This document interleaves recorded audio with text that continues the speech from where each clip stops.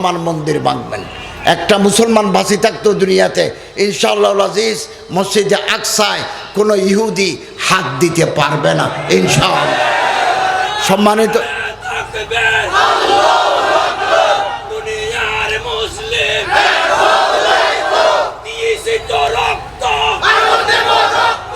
রক্তের বন্যায় ভেসে যাবে অন্যায়, বিপ্লব বিপ্লব ইসলাম ছাড়া অন্য কিছু মানি না মানব না। সম্মানিত হাজরেন, সম্মানিত হাজরেন, ইহুদিদের কিতাব তালমুদে লেখা আছে হযরত ইয়াকুব আলাইহিস সালামের জামানা থেকে হযরত মূসা আলাইহিস সালামের জামানা পর্যন্ত যত ইহুদি রাষ্ট্র হয়েছে, কোন ইহুদি রাষ্ট্র 80 বছরের বেশি টিকে থাকে নাই। সেই হিসাব মতে বর্তমান যে ইহুদি রাষ্ট্র ইসরায়েল, রাজধানী তেল আবিব, এটার বয়স এখন 75 বছর আর 5 বছর বাকি আছে। হতে পারে আগামী 5 বছর পরে দুনিয়া উলট পালট হয়ে যাবে।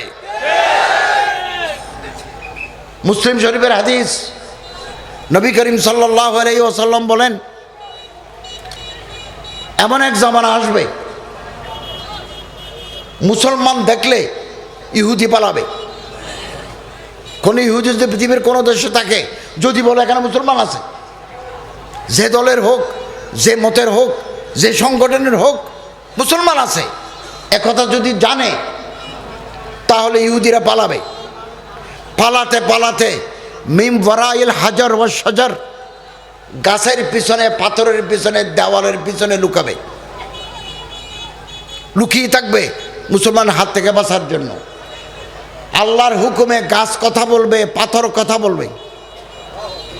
ফকাল হাজার ওয়া শাজার ইয়া মুসলিম তাল হাদা ইহুদি মিন খালফি, কোথায় আছো মুসলমান? গাছ বলবে, পাথর বলবে, কোথায় আছো মুসলমান? আমার পিছনে ইহুদি লুকিয়ে আছে, ফাকতুলহু, তাকে গুলি করো। হযরত বলেন, এই দৃশ্য দুনিয়াতে যতদিন হয় নাই ততদিন কিয়ামত হবে না। তাহলে ফাইনাল খেলা এখনো বাকি আছে। আসুন, দুনিয়াতে কোনো শ্রম বৃথা যায় না, কোনো মেহনত যায় হয় না। আমরা প্রস্তুতি নেই। অনেকে অনেক কথা বলবে, অনেকে অনেক কথা লিখবে। ইংরেজিতে একটা কথা আছে, ডগ বার্কস ক্যারাভান গোস। রাস্তা দিয়ে যখন মুজাহিদরা যায়, সশস্ত্র যোদ্ধারা যায়, প্রতিরোধ যোদ্ধারা যখন রাস্তা দিয়ে যায়, গাড়ি নিয়ে ঘোড়ার পিঠে, উটের পিঠে যখন যায়, অস্ত্র বাঁধা, লক্ষ্য হচ্ছে ময়দানে যাবে, ওয়ারফিল্ডে যাবে, তখন গলির মুখে কিছু ক্যাঁসারা কুত্তা, নেড়ি কুত্তা ঘেউ ঘেউ করতে থাকে। কিন্তু কাফেলা মুজাহিদের পিছনে ফিরে তাকাবার টাইম নেই, গলির মুখের দিকে তাকাবার টাইম নাই। ডগ বার্কস ক্যারাভান গোস, কুত্তা হুইসুই করতে থাকবে, কাফেলার সামনে যেতে থাকবে।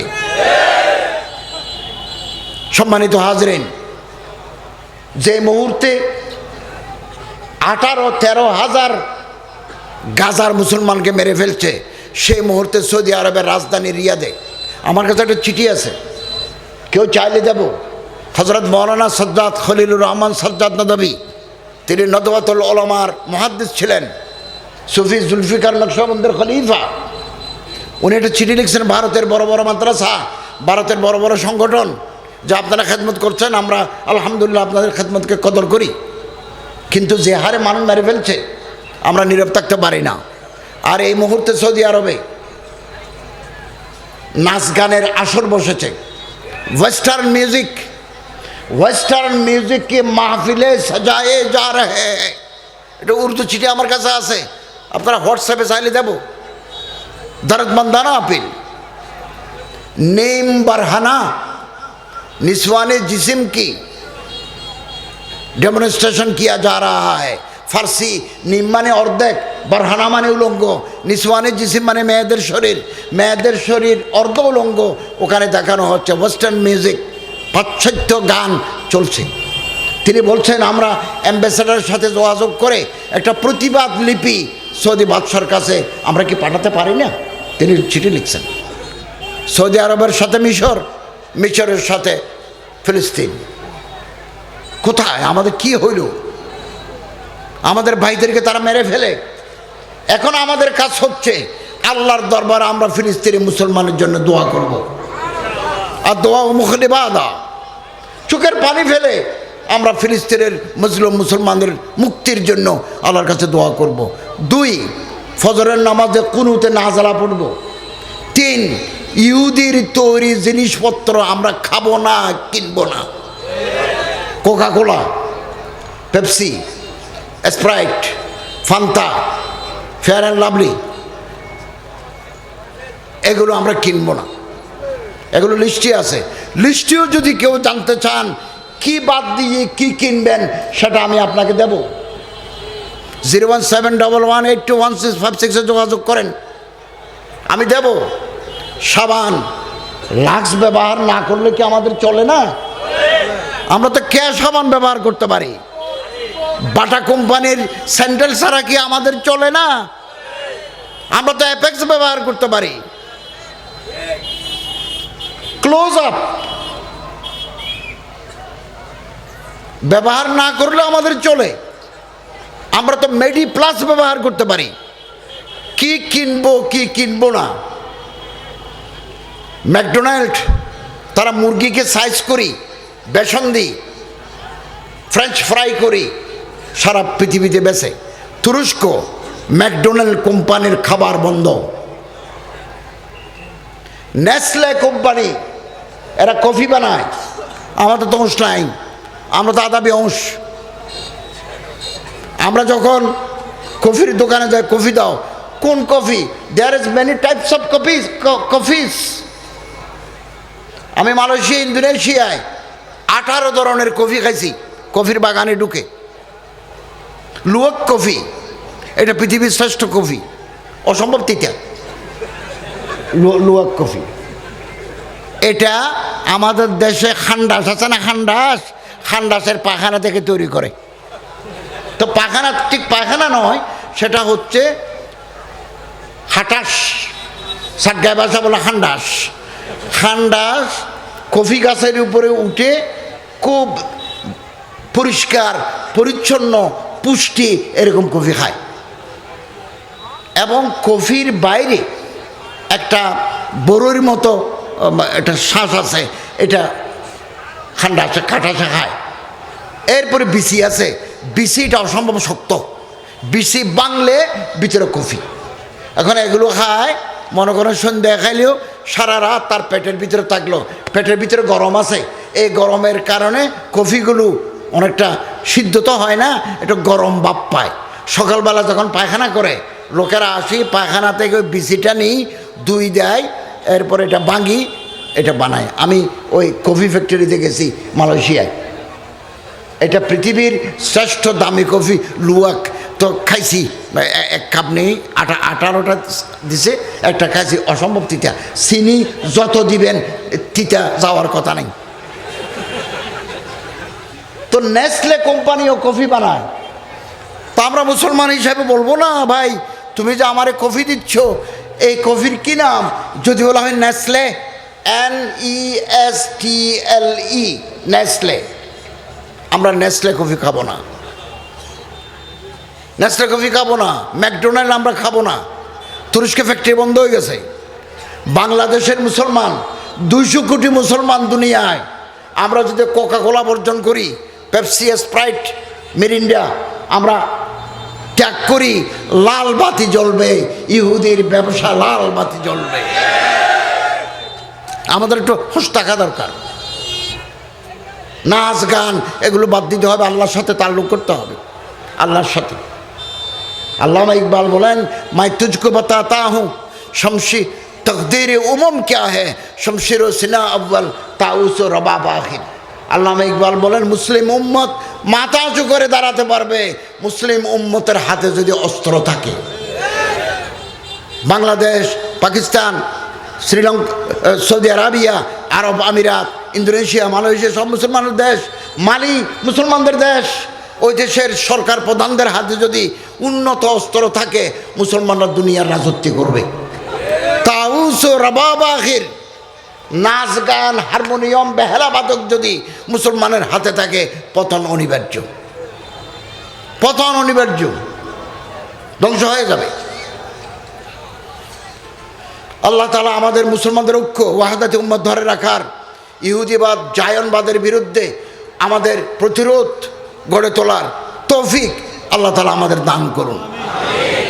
সম্মানিত হাজিরিন, যারা ইসলামী আন্দোলনের জন্য, আল্লাহর দ্বীনের জন্য, কোরআনের জন্য, একটা খোলাফায়ে রাশিদিনের আদলে একটা সুন্দর শাসন কাঠামোর জন্য যারা জীবন দিয়েছেন, তাদের জীবন ব্যর্থ হবে না ইনশাআল্লাহ। दुनिया में मुस्लिम मिसले खुर्शीद जीते हैं, इधर डूबे उधर निकले, उधर डूबे इधर निकले। দুনিয়াতে মুসলমান তাকে সূর্যের মতো, একদিকে ডুবে আরেকদিকে উঠে।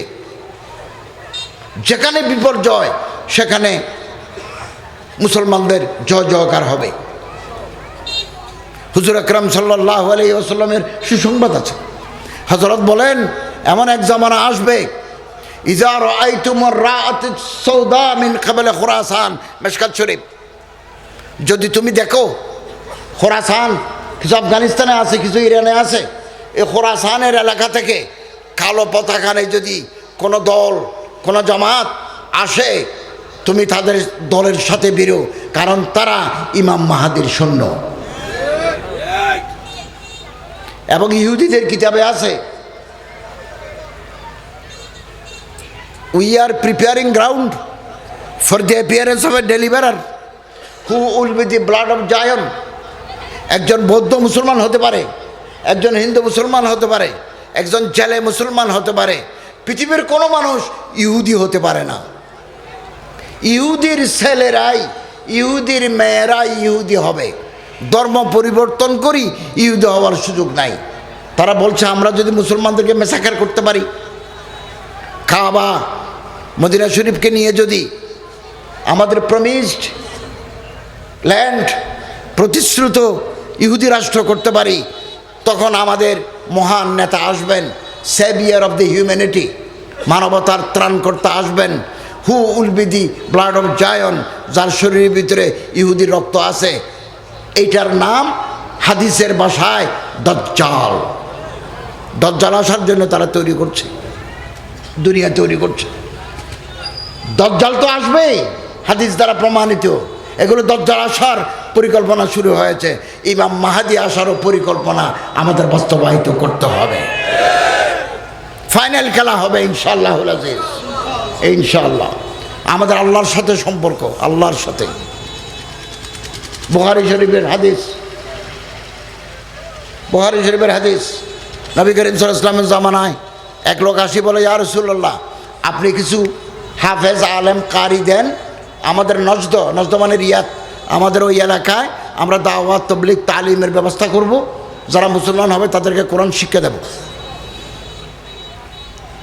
বুখারী শরীফে আছে 70 জন এবং আর রহিকুল মখতুমে আছে 27 জন। আমরা বুখারীটা নেব। গেছেন বীরে মৌনা, কিতাবুল মাগাজিতে আছে, বীরে মৌনা, মৌনা কূপের কাছে যখন গেল, কাফেররা ঘিরি ধরি 69 জনকে শহীদ করে দিছে। রাসূলুল্লাহ সাল্লাল্লাহু আলাইহি ওয়াসাল্লাম চিঠি দিয়েছেন হারাম ইবনে মিলহানের হাতে, এই চিঠিটা তুমি ওই এলাকায় যাই, ওই এলাকার যে আমির তুফাইল ইবনে আমের, তাকে দিবে। তো জব্বার নামে এক কাফের আসি, লম্বা একটা বর্ষা, এটা ডান্ডা, লোহার ডান্ডা, সামনে চিকন, নৌকদার, তেজদার, আসি হারাম ইবনে মিলহানের বুকের উপর মারি দিল। সামনে তো ছুরি আছে, ডান্ডা পুরোটা বুকের ভিতরে ঢুকে গেল, ছুরিটা পিছন থেকে বাইরে হয়ে গেল, ডান্ডা রয়েছে বুকের ভিতরে। বুখারী শরীফ। তখন তিনি চিৎকার দিয়ে বললেন, ফুস্তু ওয়ারাব্বিল কাবা, কাবার মালিকের কসম, আমি পরীক্ষায় পাশ করেছি। জব্বার বললেন, আমি তো তার জীবন শেষ করে দিলাম, দুনিয়াতে আলো আছে, আমি তারা কবরের ভিতরে আধার করে পাঠিয়ে দিলাম।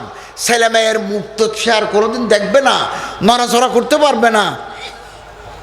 আমি তার জীবন ফিনিশ করে দিয়েছি। সে বলতেছে আমি পরীক্ষা পাস করেছি।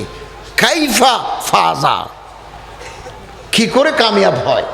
তো বন্ধুদের কাছে গিয়ে বলেন, ভাইরা আমার একটা কথা বলো, আমি যখন হারাম বিন বিলহানের বুকের উপরে বর্ষা মারি দিয়েছি, বুকের ভিতরে ঢুকি পিঠ দিয়ে বেরিয়ে গেছে, তখন সে বলতেছে ফুস্তু ওরাব্বিল কাবা, কাবার মালিকের কসম আমি পরীক্ষা পাস করেছি, আমার জীবন সফল।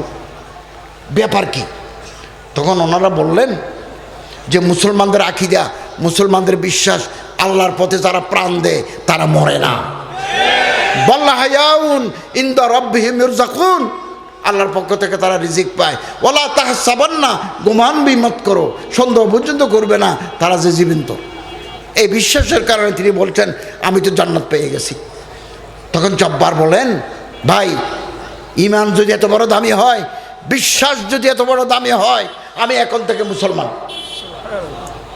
সৈয়দ আবুল হাসানের নদরে একটা কিতাব আছে আরবিতে,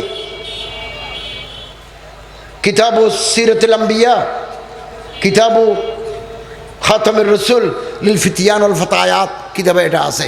একটা কথা ফুস্তু ওরাব্বিল কাবা, এ কথার কারণে বহু পুরানো কাফের মুসলমান হয়ে গেছে। সাহাবায়ে কেরামদের জীবনে পড়বো, বাজারে আসছে আলহামদুলিল্লাহ। এর আগে এত জামে মানে, এত দালিলিক, মুদাল্লাল, মুফাসসাল, এত বিস্তারিত অরিজিনাল সোর্স থেকে হাদিসের কিতাব বাংলাদেশে আর আসে নাই। এখন আসছে 17 খণ্ড। এই গত 2-3 মাস থেকে বাজারে আছে। প্রথম খণ্ডে আমার একটা ভূমিকা আছে, আমার একটা লেখা আছে প্রথম খণ্ডে সাহাবায়ে কেরামদের জীবনে। ভারতের দারুল মুসান্নিফিন উত্তরপ্রদেশের, ওখানে একটা একাডেমি আছে, শিবলি একাডেমি। ওখানকার বড় বড় আলেম বসি অরিজিনাল কোরআন হাদিস থেকে সাহাবায়ে কেরামদের নির্ভরযোগ্য জীবন